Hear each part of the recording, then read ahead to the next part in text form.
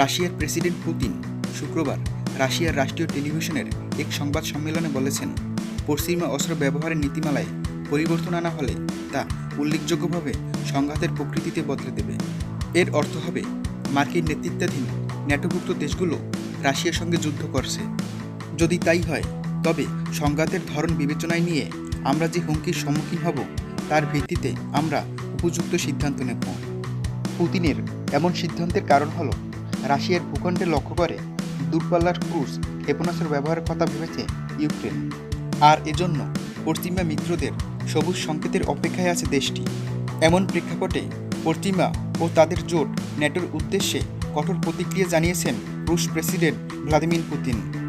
তিনি হুঁশিয়ারি দিয়ে বলেছেন, রাশিয়ার লক্ষ্যবস্তুতে আঘাত হানার জন্য পশ্চিমারা ইউক্রেনকে দীর্ঘপাল্লার অস্ত্র ব্যবহারের অনুমতি দেওয়ার অর্থ হল রাশিয়ার সঙ্গে ন্যাটো জোটভুক্ত যুদ্ধ জড়িয়ে পড়া।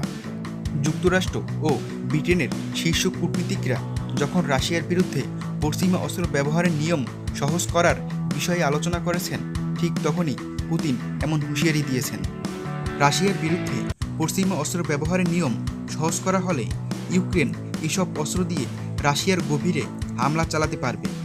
এমন হামলা চালানোর জন্য কিয়েভ আড়াই বছরেরও বেশি সময় ধরে পশ্চিমা দেশগুলোর উপর চাপ সৃষ্টি করছে।